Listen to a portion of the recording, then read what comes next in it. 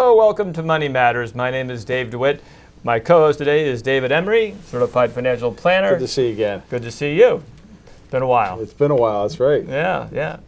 Hey, one of the things that I've been wondering about is when somebody comes to you, and I know you work a lot with college financial planning, you do divorce planning and this sort of thing. What are the major issues that can help parents reduce the cost of college? Yeah, that's a great question. So, yeah, just like you said, we do a lot of work with college and divorce work, but really what we focus on is a sandwich generation, and both of those issues are top of mind along with retirement and others. But regarding college, I mean, I guess the first thing that I can say is plan. I mean, really, reducing college costs is so much of a planning exercise than anything else. Because the reason it's such a planning exercise is a lot of times has to do with everything from financial aid to what investments to use to what loans to take to how to reduce your taxes. They're all interwoven, and understanding how those pieces impact your particular situation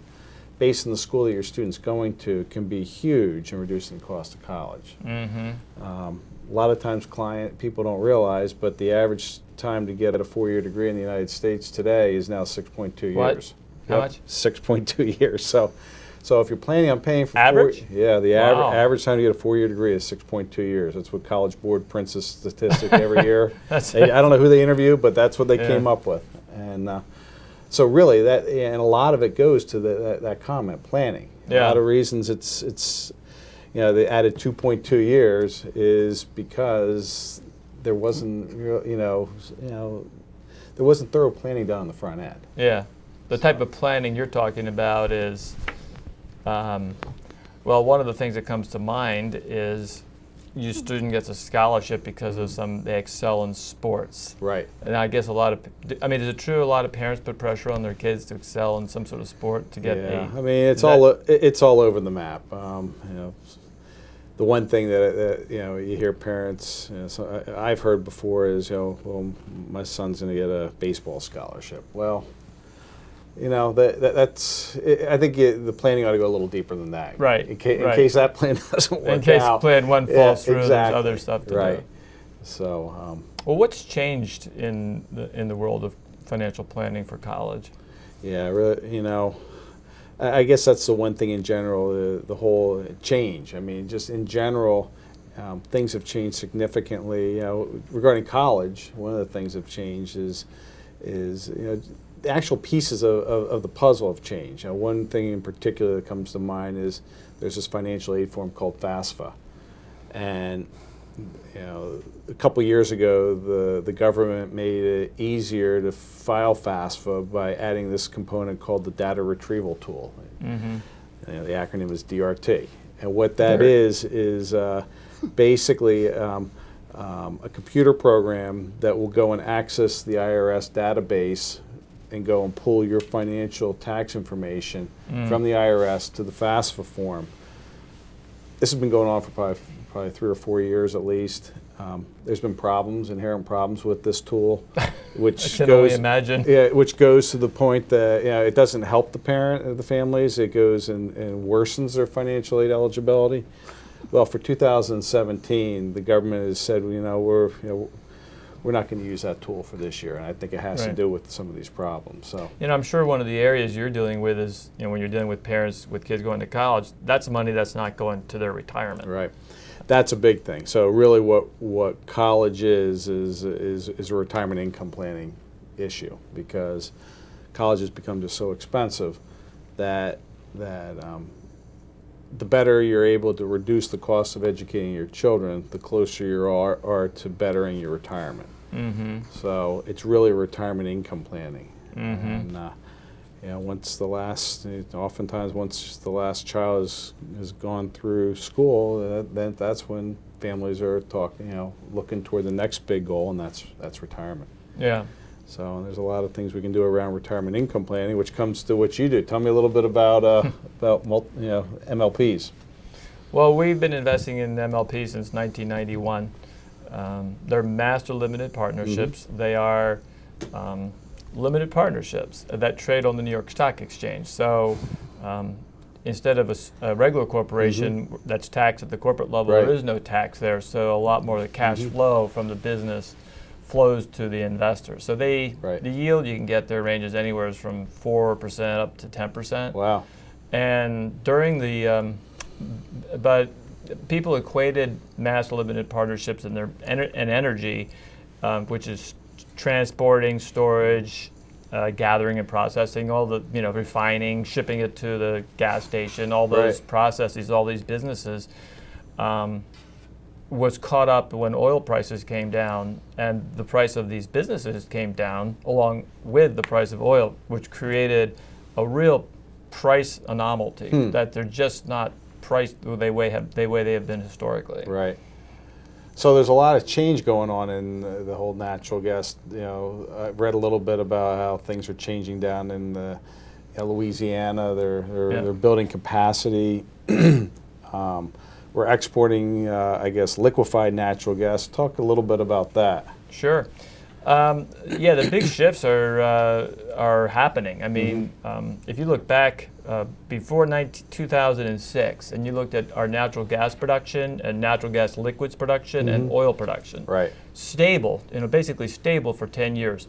From 2006 to now, nearly double. So the United States is now exporting oil. We're exporting propane. We're exporting ethane. And we have basically, as far as natural gas is concerned, in the Marcellus, which is Pennsylvania, Ohio, West Virginia, it's called Marcellus Utica Formation.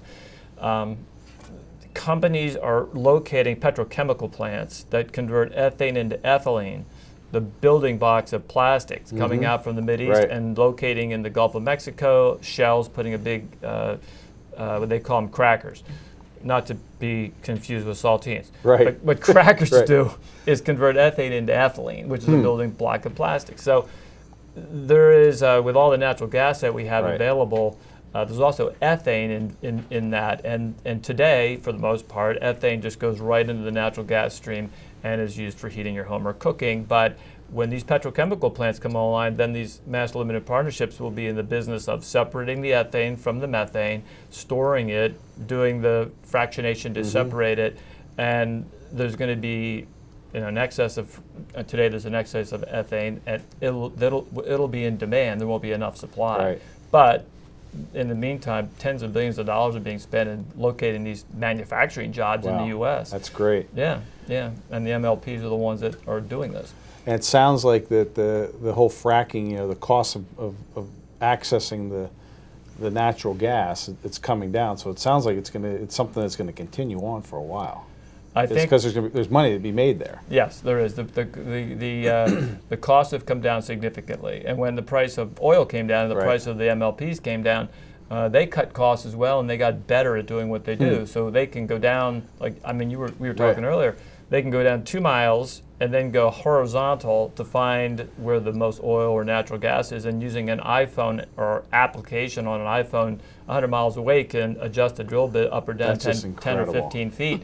And then pull it up. It is unbelievable what's changed there. Yeah, and the amount of just in that area, the Marcellus and the Utica, find is. Have you heard how much it is? I mean, I hear there's just an astronomical amount of resources down there. Well, in Ohio and Pennsylvania, West Virginia is from our perspective looking forward, you would say unlimited, because there are so many wells that have been drilled that aren't even connected yet. They have to do more construction of pipelines that connect.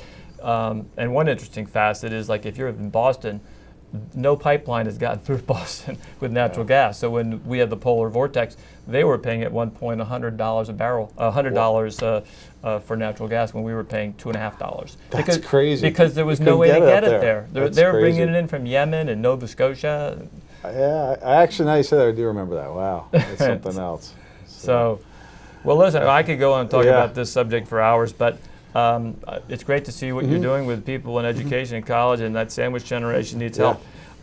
We have a question from one of our viewers, and this is from Fred Thomas of Wayne, and his question is, any new divorce laws in PA? So it's right down, we also help clients going through divorce understand what's an equitable distribution of their marital estate and help them discover what their life looks like coming out of divorce. And I will say, the one, I guess I haven't heard of any new divorce laws. I guess what kind of resonates with that question is, what is governed by Pennsylvania law? And one of the big things that I get asked is alimony governed by Pennsylvania law, and is child support governed by PA law? And the answer to that is, PA law, there is a formula that governs what child support is. So it's very cut and dry. You make this amount, you have these expenses. There's a couple of adjustments for medical expenses and a couple other things, and basically it's a cut and dry. This is what one of the spouses pays for a period of time until the student becomes 18. Regarding alimony, there really is there's not a law. It's more of a guideline, and it's at least from what I've seen in helping clients in the counties hugging Philadelphia, it varies a little bit between county to county. So, so really the only thing regarding PA law that I can say is child support's governed by PA law, alimony is not. Okay. So. And if they want to learn more about these subjects, I mean that's obviously Sure. divorce is a very difficult time. Absolutely. And they need a steady hand, Right. particularly regarding finances, because it's such a sensitive issue. So I'm glad right. that you're there to help people out in that area. It's going through divorce. It's from a cost-effective standpoint, it makes sense to do it to make sure you understand what you're doing the first time, because it can become very, very even more expensive if you want to do it over again. So Measure that's once, my only comment. What is it called? Measure twice, That's cut right. once, or That's something right. along those That's lines? right. So. Okay. Well, now if you have a question you want to send into Money Matters, here's how you do it. You can have your questions answered on Money Matters. Please go to our website, money-matterstv.com. On our homepage, click on the banner on the right that says Send Us Your Questions. While you're on our website, you can find information about our host and guests, as well as show notes and links about this show and past shows. Money Matters is also available as a podcast on iTunes and Stitcher, so you can listen to Money Matters while you're on the go. That website address, again, is money, MONEY, -matters, MATTERS, TV.com. I'd like to welcome our special guest. This is Dale Power from Big Shoes Marketing. Welcome, Hi. Dale. How are you? Good to see you. Hi, Welcome. Dave. Good to see you. Thanks. Nice to see you too. So let's get right into it. Why is strategy so important? I mean, this refers to tactical versus strategic approach, the irony of wealth. Can you tell us a little bit about that? Sure. Well, most people go tactical. Most people think, I'm going to do this, this, this, and this, but instead of asking themselves, who is my client? What are they struggling with? What are the opportunities? How are my competitors positioned in the marketplace? Everybody says, if you look at wealth management as an example, there's an awful lot of people saying the same thing. Right. And so for a marketing person, my job for all of you would be to help you stand out and find a position that is unique and interesting to your client and hits their emotional pain. Right. Because that's why they buy. Yeah. Right. Pain points buy. Yep. So what are some of the questions you ask to develop strategy? Well, the first one I usually start with is, what do you want to do? What do you want to achieve here? But then the second one is, tell me about your business. Tell me about your customers. Tell me who they are. And as an example, the other day I just got a new client, and they said, well, our clients are between 50 and 65. They're in the upper wealth category, but that's the only category they're hitting right now. They have nothing coming in. So they need to look at another target market that's a little younger, so it'll feed that market. And their biggest competition is really well positioned, really well positioned. They don't really have as much of a position yet. They're going to. Right. So. Positioning. Yeah, I mean, you have to be known Positioning. for something, and it better be a good something. It better be good. That's right. Well, what are the three marketing questions that business owners often fail to ask themselves? Well, they always fail to ask. I mean, so many business owners fail to ask anything. They think they want to tell everybody something. So here's what I do. Here's what my company does. Instead of just getting into a really long dialogue and a deep dialogue, getting underneath the surface pain of a client, Exactly. and finding out what, for instance, with divorce, Yeah. what are the things you really need to watch out for? That's a different Why are discussion. you scared? Yeah. I mean, But- what I hear is people are scared. Yeah, of course, it's very, very scary Absolutely. financially. Yeah. And they really they have looked at things they could do, the tactical things they could do. I can do advertising, I could do TV, I could do this TV show, I could do social media. But instead, to take a step back and ask yourself, what are my clients? What are my clients looking at? Right. What do they want?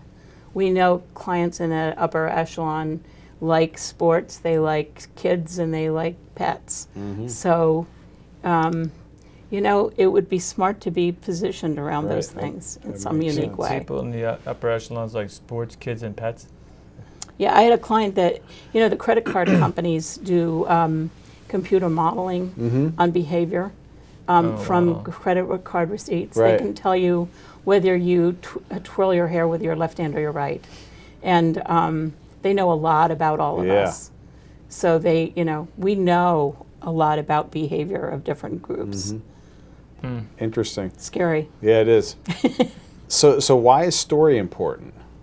Oh, well, that is one of my favorite things. It isn't a story that you spin. It's a story that engages someone into why they would want to know you Right. more, into asking some great questions, and then also telling them, helping them understand that you know what you're talking about because you've either walked that walk or you know who they are. Kind of reflecting back to them? Well, it can have elements Yeah. of that. It has elements of aspiration and pain. So in any kind of marketing and sales, you're saying that there should be a story around that? It helps. You know why?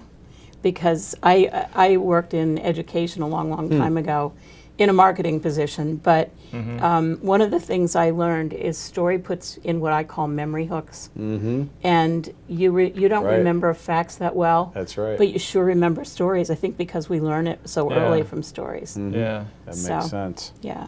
that's true. Yeah.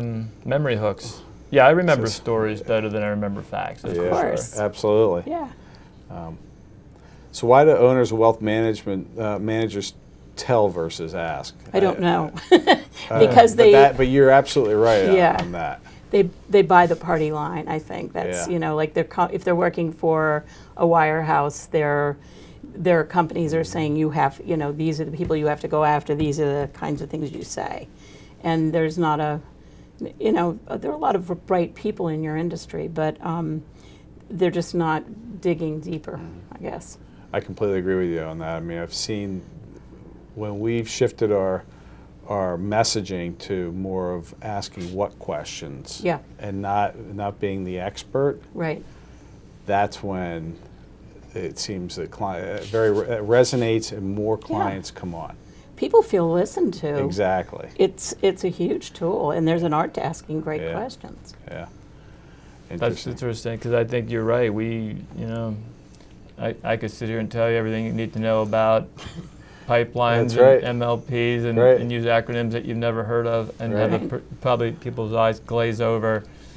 Whereas I could tell the story that my mom invested in a pipeline company in 1991 because a friend of mine was the CFO, and I was deciding whether to buy a bond or buy this MLP.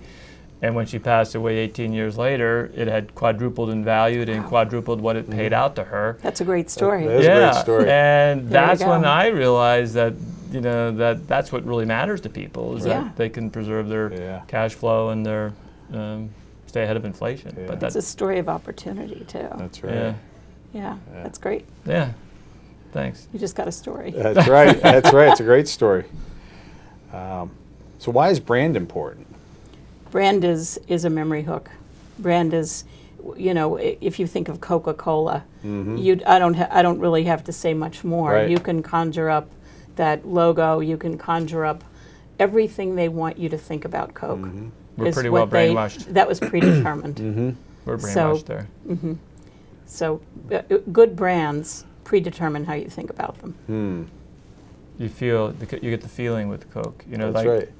Coke is a feeling. That's right. It is. It's an experience. I mean, Yeah. they've become, they put a lot of experiential stuff around it. Yeah. Yeah. Interesting. What assumptions do owners of wealth managers make about prospective clients? Because I guess. Well, I have worked with a number of wealth managers, not recently, but There's free advice everywhere on the internet. yeah, and that has disturbed everything. Right. The word free on the internet has just kind of made everything a commodity, so you have to fight your way out of that. Yeah. What wealth managers don't do, I think listening Right. is a really big piece. Exactly. I think the lingo of wealth management is, if you consider that Confusing. we have no financial training at any level in school, how can a client come in and somebody expect them to understand what they're Right. talking about? And they can be really bright. One year I interviewed 6 friends for one of my clients who all were rather well set in their lives. And I said to them, what would you do if your husband and either your Right. financial planner or their accountants were with them and they died? None of them knew. They Yeah. didn't know. They didn't have. Right. They didn't even have a plan. They didn't Yeah. have any plan, but they had no idea what to do next. That's scary. Yeah. No, you're absolutely right. We Yeah. we hear that regularly. I bet, because you're in that place. Exactly. Yeah. Yeah, I hear you saying listening seems to be at the top of the list. I think listening is listening helps people feel comfortable with you. Listening is one of the trust hooks. And you may have to spend more time at the beginning doing that, but it helps you understand your client too. Right. And would you rather have somebody talk to you for a half an hour? Would you rather have somebody say, just tell me what your risk level is? I mean, really, that happens, right? Oh yeah. So On a scale of 1 to 10. yeah, Exactly. on a scale of 1 to 10, 10 being a volcano. I mean, Right. Yeah. Yeah. yeah, Well, in our business, we're both in the business. Yeah. Right. Right. And when you think about it, there's ETFs, ETNs, open-end mutual funds, closed-end mutual funds, It's stocks, really bonds. confusing. There's Yeah. RIAs, Right. Roth IRAs, Yeah. 401ks. I mean, it's an alphabet soup. And It believe is. me, in the business, it's overwhelming to me. Sure. I mean, Yeah. so for me to have a specialty just to focus in one area It's great. is a stress reliever in some ways. Sure. And really smart, Yeah. because then you know your subject really well. Right. Yeah. And you can get into it. And you're not speaking to the world. No, I'm not. And that's a strategy, because a tactical would be buckshot, like just blasting. My second client was pairing up with somebody and on a team, and the partner said, who was fortunately the inside guy, said, everybody's our client. And I said, no, Oh. not everybody's your client. You Right. wouldn't want everybody to Right. be your client. Right. Yeah. So you need to be more specialized than that. Yeah. Right. What's the best marketing engagements? What do they feel like? Oh, the best one, I have one right now. Great. Share the story. A really great owner. Small company, about 10 million, up in Lebanon, PA. Collaborative. I think the answer to that is collaborative. Really appreciates the communication, but he's in a commercial generator business, and I couldn't possibly know everything I need to know Right. about commercial generators. Right. Not Yeah. trained for that. So, there's a lot of learning, and he's willing to teach me and help me understand it. But there's a tremendous back and forth, and we check in with each other just about every day, maybe only for a few minutes, but it's a great engagement. Right. He's also introduced me to everyone in his small association, which is pretty nice. That's neat. So great. it's sort of growing. I guess with listening comes questioning Right. and asking Yeah. questions that are open up, I guess. Yeah, they're questions you can't answer yes or no to. Right. Can't open our questions. Yeah. Can't open a question. That's good. Yeah.